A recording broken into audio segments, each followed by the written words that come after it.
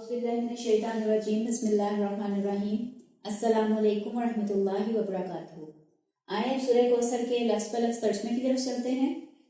इसकी पहली आयत है इन्ना आतैना कल कौसर।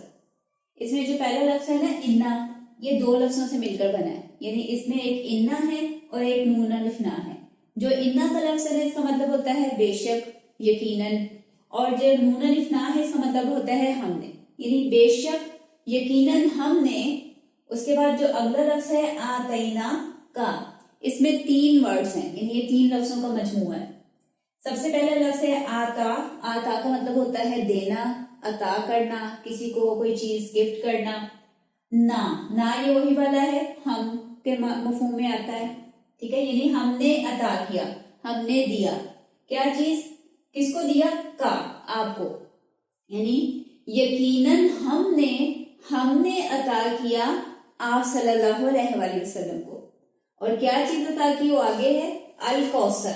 अल कौसर यानी खैर कसीर। तो पहली आयत का तर्जुमा बन जाएगा बेशक हमने आपको अल कौसर यानी खैर कसीर अता किया। और खैर कसीर जो है इसमें बहुत सारी चीजें आ जाती हैं कि नबी सल्लल्लाहु अलैहि वसल्लम को जो अल्लाह ताला ने खास फेवर्स दी थी, जैसे नबूवत है, कुरान है, सहाबा कराम है, इसी तरह फतह मक्का, खाना काबा, ये सारी चीजें जो हैं वो खैर कसीर में आ जाती हैं। कुछ मुफस्सिरीन का ख्याल है कि कौसर उस जन्नत की नहर का नाम है, हौज़े कौसर जिसको कहा जाता है, जो कि अल्लाह ताला ने खास रसूल सल्लल्लाहु अलैहि वसल्लम को अता की। और क़यामत वाले दिन आपके सारे उम्मती जो हैं वो वहां से पानी पिएंगे। फिर उसके बाद अगली आयत है फसल्ली लिरब्बिका वनहर। फसल्ली, ये जो पहला लफ्ज़ है ये दो हर्फों से यानी दो चीजों से मिलकर बना है। फा का मतलब होता है पस, देन इस मफहूम में आता है, तो के मायने में आ जाएगा। सल्ली जो है सलात, जैसे हम एक लफ्ज़ इस्तेमाल करते हैं ना नमाज के लिए, तो ये वहां से फेल का सीगा है, फेल अमर का। सल्ली आप नमाज पढ़ें, पस आप नमाज पढ़ें, या तो आप नमाज पढ़ें। ली रब्बी का, अब जो ये वाला लफ्ज़ है ये भी तीन चीजों का मजमुआ है, यानी उनसे मिलकर बना है। लामे जारा, उसका मतलब होता है के लिए, यानी फॉर के मफहूम में। रब यानी अल्लाह ताला, पालने वाला, पैदा करने वाला। का आपका, यानी अब आपके रब के लिए बस आप नमाज पढ़ें। नबी सल्लल्लाहु अलैहि वसल्लम को इस आयत में हुक्म दिया जा रहा है कि आप अपने रब के लिए नमाज करें, यानी अल्लाह ताला ने आपको इतनी ज्यादा नेमतें अता की, आपको खैर कसीर अता की, तो फिर अब आपको भी चाहिए कि आप अपने रब के लिए नमाज पढ़ें। और उसके बाद वाव हर्फ अतफ है, इसका मतलब होता है और।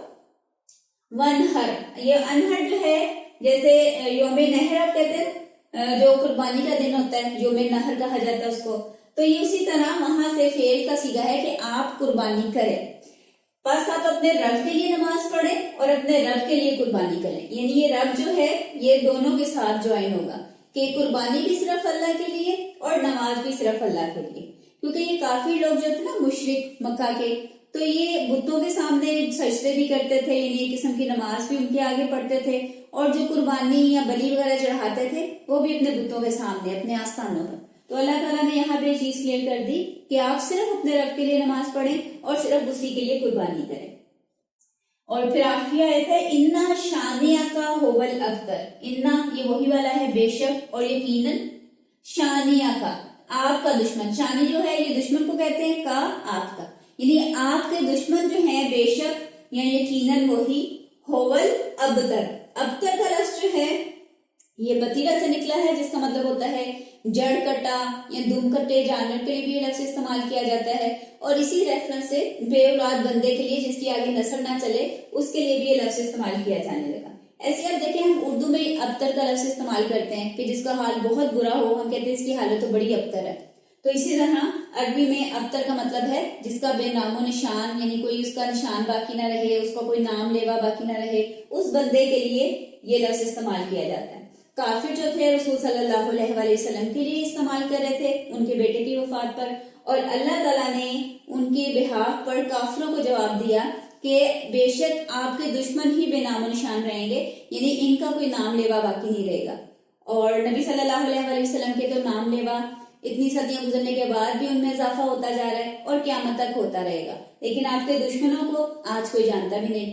اور یہ حقیقت جو ہے یہ پیشن گوئی قرآن پاک میں سورہ کوثر میں کی گئی. یعنی اس صورت میں نبی صلی اللہ علیہ وآلہ وسلم کی شان کا بیان ہے اور آپ صلی اللہ علیہ وآلہ وسلم کے لیے تسلی ہے.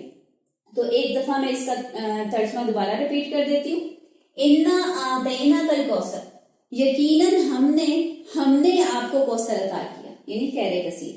فصلی لربک وانحر، پس آپ کو چاہیے کہ آپ اپنے رب کے لیے نماز پڑھیں اور اسی کے لیے قربانی کریں. انا شانیہ کا هو الابتر، بے شک آپ کا دشمن ہی بے نام و نشان رہے گا. تو اس کے ساتھ ہی ہمارا سورہ کوثر کا ترجمہ ختم ہوتا ہے. سبحانک اللہم و بحمدک، نشہد ان لا الہ الا انت، ونستغفرک ونتوب الیک.